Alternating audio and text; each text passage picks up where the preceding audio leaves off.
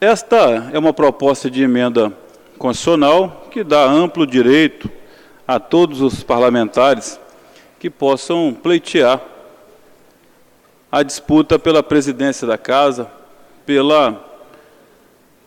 pelos cargos da mesa diretora. E, nesse caso específico, o presidente Teodorico Ferraz se insere, nesse momento, nessa condição. Isso não quer dizer que o deputado Teodorico Ferraz vai disputar a reeleição, né? Não sei se passa pela cabeça dele, porque até hoje nós não conversamos sobre isso.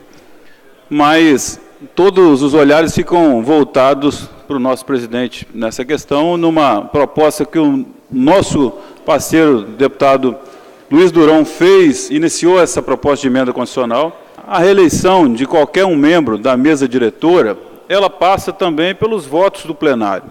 Então, isso dá tranquilidade para cada um dos parlamentares aqui que não se sentirem confortáveis, busca suas alternativas, também se propõe a estar na mesa diretora, porque é uma missão nobre, mas, ao mesmo tempo, de muita responsabilidade e que tem a sociedade acompanhando as ações do poder que representa elas. Isso não impede que nós possamos ter aqui disputa, ter aqui mais do que um candidato, 2, 3, como já tivemos em outros tempos. Portanto, para que todos da sociedade capixaba possam entender, nós votamos aqui uma proposta de emenda constitucional que dá condições à reeleição. Não temos perspectiva de quem será candidato. E cada um dos membros aqui, além de se propor também se colocar como candidato a qualquer um dos cargos, podem também fazer os seus compromissos, né, se não forem candidatos, para definir a quem votar. Isso dá tranquilidade para qualquer um cidadão e principalmente para qualquer um daqueles que se preocupam em relação a cercear qualquer um dos direitos. Eu falar que sou contra a reeleição, eu não poderia ter me candidatado em 2000 à reeleição do cargo de prefeito do meu município. Fui reeleito em 2000. Dizer que o mesmo cidadão não pode, por várias vezes, exercer o mesmo cargo, também estaria sendo incoerente, porque pela 4ª vez vou assumir o cargo de prefeito da nossa querida cidade de Linhares. Eu votei não, porque não dá para a gente ficar mudando regimento, alterando leis a bel prazer. Não dá. A democracia supõe, sim, que a gente tenha a possibilidade dos contrários, de entendermos a democracia forte, deputado Gilci, é quando a gente entende os contrários e saiba conviver com eles, saiba tirar ou doar o melhor de cada um em qualquer embate. Mas a gente ficar mudando o regimento de uma casa para se provocar reeleições, não, aí eu não posso ser a favor. Pela forma que vem atuando como presidente dessa casa, todos esses anos, uma forma respeitosa, com todos os colegas, com os funcionários dessa casa, e que muito contribuiu para que essa casa, cada dia que passa, fosse mais respeitada. Por isso eu apresentei essa PEC. Não quero discordar de quem votou contra. Talvez tenha algumas justificativas. Mas eu apresentei pela forma que ele vem atuando nessa casa. E graças a Deus, pensei que só eu pensava dessa forma. Mas nós tivemos aqui, embora nem todos os parlamentares estavam presentes, mas tivemos 19 votos a favor desse presidente. 20. Né? Então, eu acho que eu estava no caminho certo. E que Deus ilumine, que se candidate e que volte de novo à presidência dessa casa. Na última vez que teve eleição para a mesa, eu fui o único deputado que se absteve. Eu não votei por discordar de reeleição para a mesa diretora, mesmo que seja só, neste caso, para a presidência. Não vai aqui nenhuma questão pessoal em relação ao atual presidente, mas uma preocupação com a instituição que eu represento. Então, uma das melhores características da democracia é a alternância de poder.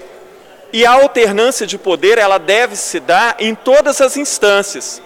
Você vê que, por exemplo, mesmo o Tribunal de Justiça reveza-se o presidente o tempo inteiro. O Tribunal de Contas se reveza o presidente.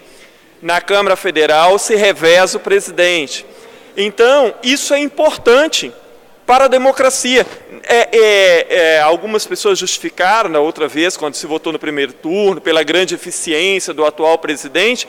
Eu posso até entender isso. Mas a alternância de poder, ela é fundamental. Novas ideias, novas pessoas, isso é fundamental. E, além disso, a imagem da instituição, quanto mais transparente, quanto mais ali dentro dos preceitos da democracia nós agirmos aqui, tanto melhor a sociedade vai enxergar essa casa. Então, até porque o histórico de reeleições continuadas nesta mesma casa não é bom.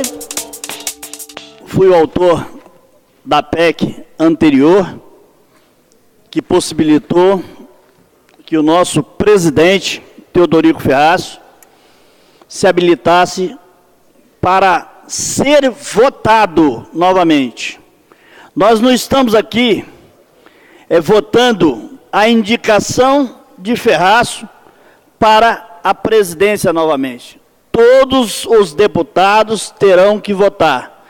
E nós fizemos aqui uma avaliação em relação ao mandato do nosso presidente Teodorico Ferraz. Uma administração transparente, séria, econômica e sem mácula alguma.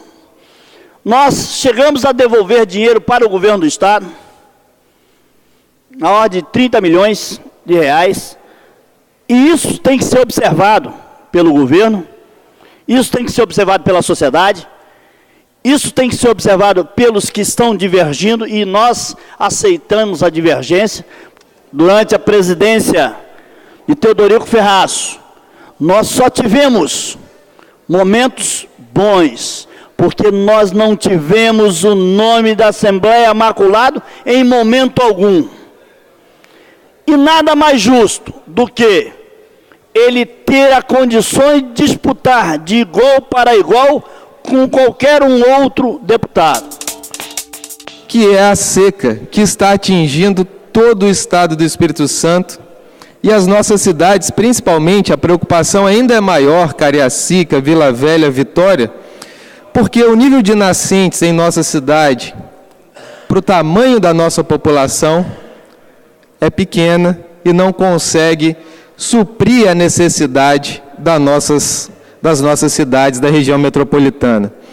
Então, nós precisamos de um estudo aonde o Estado do Espírito Santo, junto com os seus órgãos ambientais, o IDAF, o IEMA, a Secretaria de Agricultura, deputado Durão, tem que capilarizar e capacitar os nossos técnicos para fazer esse levantamento e incentivar, organizando ainda mais o programa já existente, programa esse chamado Plantadores de Água, aonde remunera os proprietários rurais cujas propriedades têm mapeadas as suas nascentes, os seus ribeirinhos, seus rios, aonde esses produtores protegem essas nascentes, que são chamados, esses programas, plantadores de água.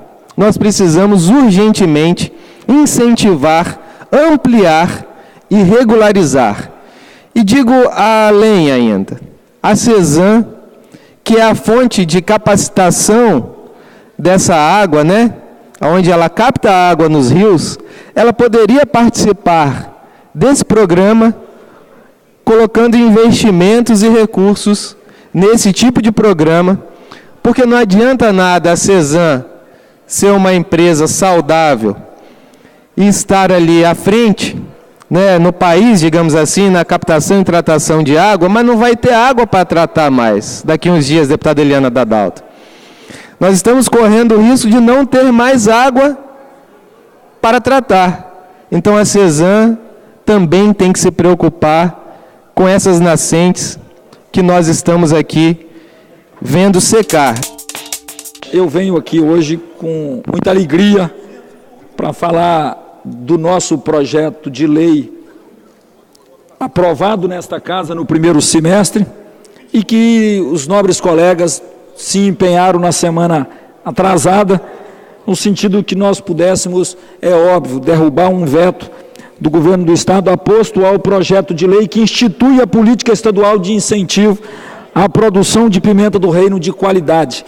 Era de fundamental importância que nós pudéssemos ter política pública no Estado do Espírito Santo que desse uma atenção com certa exclusividade de proteção à produção de pimenta do reino, porque o risco que nós corremos, que o setor produtivo corre, é muito grande quando a gente observa um grande aumento no volume de produção da pimenta no Estado do Espírito Santo e principalmente nos municípios do Norte. Esse aumento é de se comemorar, mas também é de se preocupar, porque em função do valor vem um número muito grande de pessoas na cadeia produtiva que não tem qualificação, que não tem responsabilidade com a produção e que pode atrapalhar o negócio que hoje é o terceiro PIB agrícola do Estado do Espírito Santo, só perdendo para a celulose e para o café. E o risco é tão grande porque o nosso mercado ou o comércio da pimenta do reino, 95% desse comércio é feito fora do país, é feito no mercado internacional. E nós sabemos o rigor que tem o mercado internacional com relação à qualidade dos produtos que importam e, portanto, o Espírito Santo não pode correr risco com relação ao produto pimenta do reino. Qualquer praga que for identificada na pimenta do reino, estando em outro país, fecha o mercado estadual e não é bom correr esse risco. Por isso, nós estabelecemos uma política pública exclusiva para a pimenta do reino, uma política de qualidade, de alto padrão para a pimenta do reino. A saúde vive um momento triste no Brasil inteiro e no Espírito Santo não poderia ser diferente. Começamos a terça-feira, dia 18, com o deputado Teodorico Ferraço, no seu gabinete, recebendo a diretoria e os profissionais médicos da Santa Casa de Cachoeiro, e praticamente, se o governo não socorrer, prestes a fechar suas portas. Santa Casa de Cachoeiro, que atende praticamente o sul do estado inteiro, principalmente os casos mais complexos. E o Hospital Infantil Nossa Senhora da Glória aqui, do nosso lado também, está quase parando. E nós vimos alguma coisa, deputado Luiz Durão, que nós lamentamos. Assistir no Hospital Infantil Nossa Senhora da Glória, um pediatra num consultório, um atendendo um paciente numa mesa e outro atendendo o outro na mesma mesa ao mesmo tempo. Isso é uma indignidade com uma criança, você vendo uma mãe chorando do lado do filho que está sendo atendido nessas condições. A realidade da saúde da nossa querida Cachoeiro de Itapemirim, e não só Cachoeiro, mas o sul do estado do Espírito Santo, está pedindo socorro. Haja visto que os hospitais que atendem Cachoeiro, não atendem apenas a Cachoeiro de Itapemirim, não atendem apenas a 200, 210, 215 mil pessoas. É um universo de 500 para 600 mil pessoas que utilizam o sistema de saúde de Cachoeiro de Itapemirim.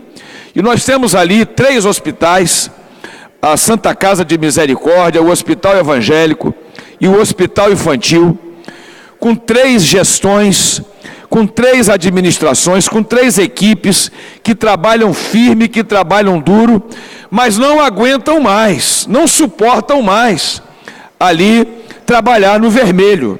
Os nossos hospitais não aguentam mais, mesmo o governo pagando em dia, mesmo o governo dentro da sua linha, dizendo que aumentou os investimentos, não suportamos mais ali. A quantia que está sendo dada está sendo pouca, porque há 2 anos atrás nós tivemos a redução de 20% dos repasses. E agora está fazendo mais um aceno para a redução de mais 10%. Então não tem condições, os hospitais não aguentam mais. Nós não estamos à beira de um colapso, nós já entramos no colapso. Se constatou que, pela presença do subsecretário, de que não havia recursos para a Santa Casa e que seria discutida uma forma de emendas parlamentares. Agora, como seriam essas emendas?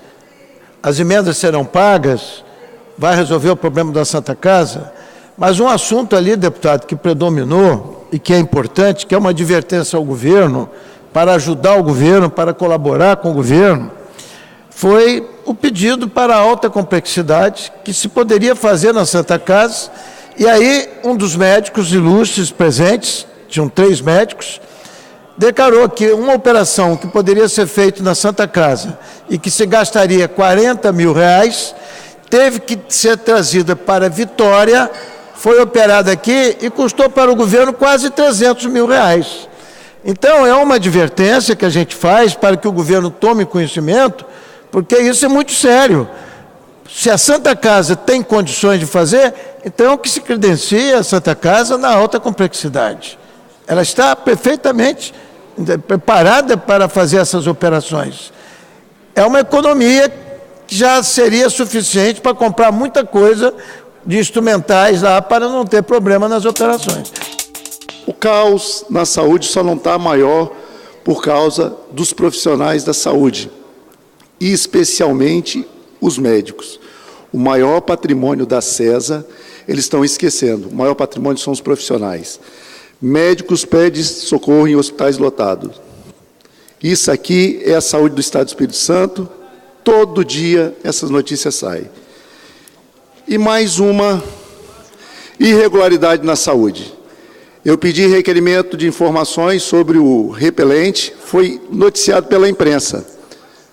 E agora, mais uma, sem ambulância, Estado paga 3 vezes mais por remoção. Falta dinheiro no investimento dos pacientes, mas para compra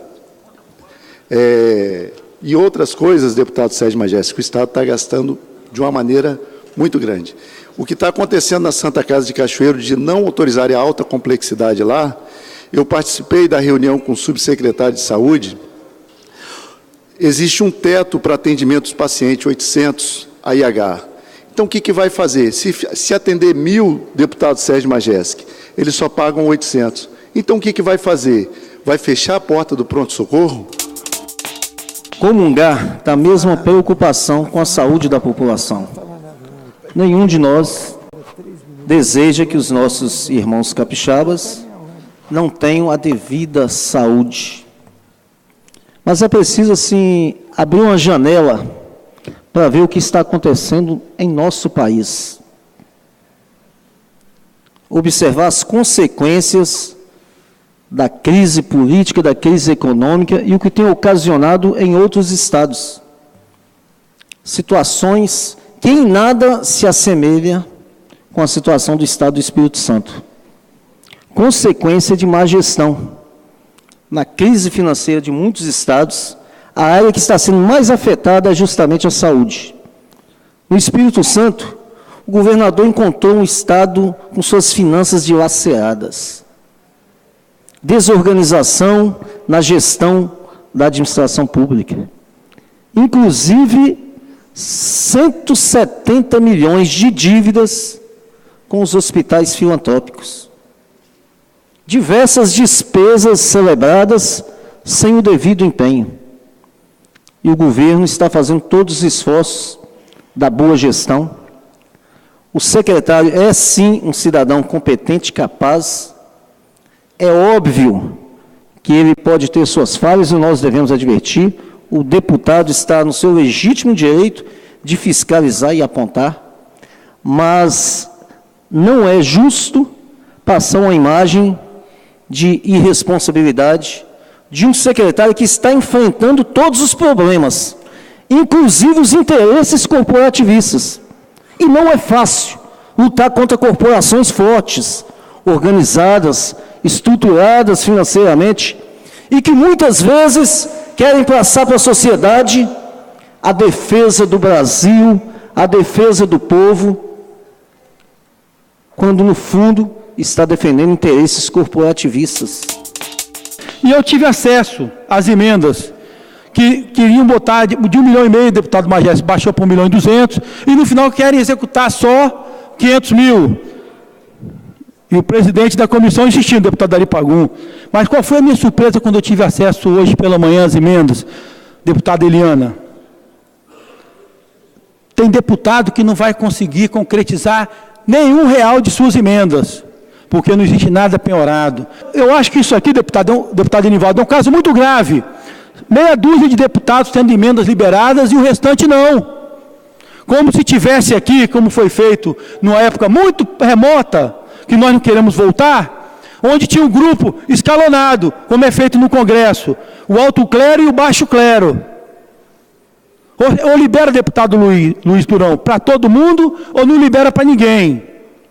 É bom estar o chefe da Casa Civil aqui, e o caso é grave, é muito ruim o que está acontecendo no governo do Estado com o deputado. Eu não vou mais pactuar com votação às cegas, não. Eu vou fazer uma mudança no orçamento, eu posso ser vencido, mas vou fazer aquilo que é interesse do povo, que eu entender correto. Porque se o governo quisesse agir de forma correta, ele tratava todos os deputados de forma iguais, independente do pensamento meu, de Majeski, de Enivaldo, do Padre Honório, da Eliane, da Raquel, de Vossa Excelência. Agora eu entendo porque alguns deputados votam cegamente, até se o governador mandar pular da ponte, eles pulam. Discussão na Comissão de Finanças, que Vossa Excelência ontem participou, esse acordo, o governo, junto, representado pelo secretário de Planejamento, Regis, e pelo secretário da Casa Civil, Zé Carlinhos, está trabalhando e não temos dúvida nenhuma que o governo do Estado vai cumprir aquilo que foi acordado ontem na Comissão de Finanças. A Comissão de Finanças está trabalhando para ajudar essa casa, ajudar os deputados agora no orçamento para 2017, e não temos dúvida nenhuma que aquilo que foi acordado de liberar os 500 mil para cada deputado, aqueles deputados já estão com os processos, já todos resolvidos, estão sendo liberados. No meu caso, tanto também do deputado Padre Honório. Então, acredito que todos estão sendo tratados de maneira igual pelo governo do Estado, pela Casa Civil e também pela Secretaria de Planejamento. As emendas nós colaboramos no ano passado, nós estamos colaborando esse ano, aceitamos cortar 20% das nossas emendas, agora precisa sim de fazer cumprir as nossas emendas, e penso que a mesa diretora precisa de tratar desse assunto com os deputados estaduais, no sentido que haja uma reunião do colégio de líderes, que a gente possa tratar exclusivamente na pauta das emendas parlamentares do ano passado e desse ano, porque é importante a gente ajudar o Estado a passar por esse período difícil, porque passa o país todo, mas é preciso que o que é acordado precisa ser cumprido. Então 1.200.000, já que abrimos mão de 20%, precisa ser cumprido 1.200.000 do ano passado, 2015, e 1.200.000 desse ano, que do ano passado também não foi cumprido. E nós esperamos que, no máximo semana que vem, isso possa estar resolvido para que possa haver justiça com todos os parlamentares, até porque esse assunto ele tem que ser encarado como um assunto que todos os senhores deputados têm o mesmo direito com relação à apresentação das emendas e recebimento das emendas.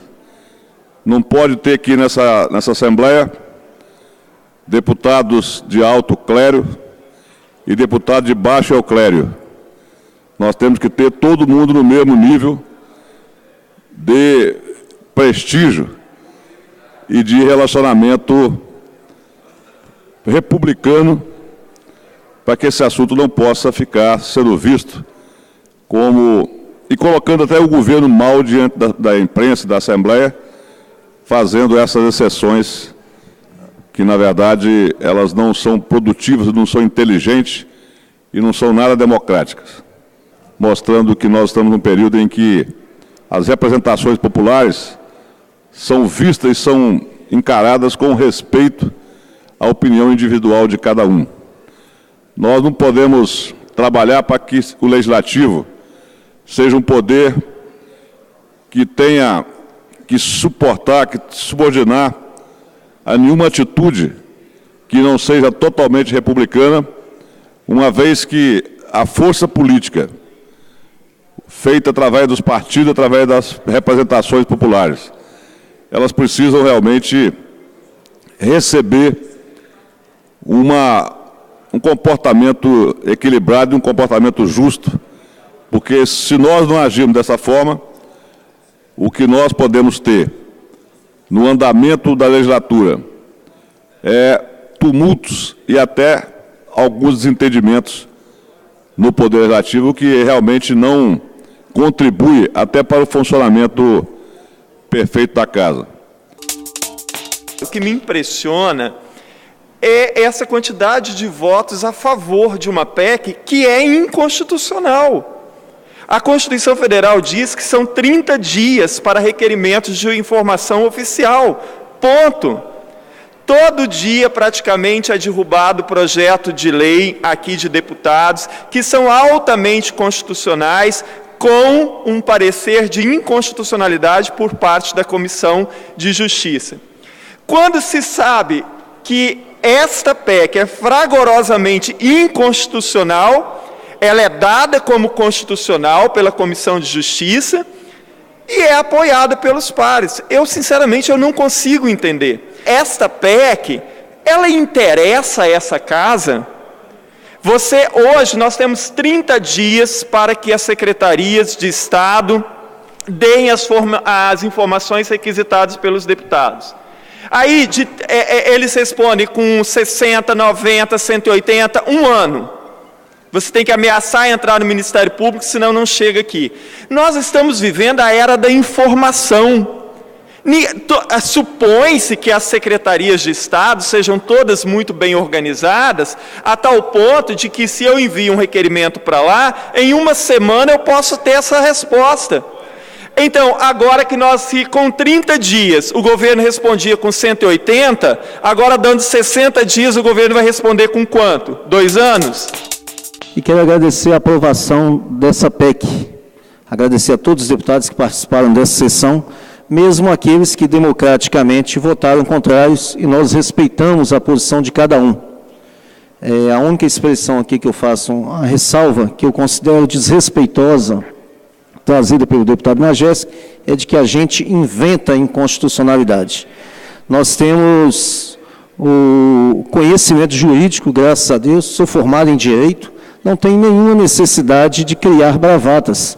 E nosso posicionamento pode até ser questionado, isso é da democracia, isso é do direito. O direito tem suas interpretações, mas quando emitimos o nosso parecer ao projeto do deputado, fizemos com estudo, fizemos com fundamento e o consideramos inconstitucional. Mas é um direito que ele tem de se expressar, de reagir, né? E nós respeitamos.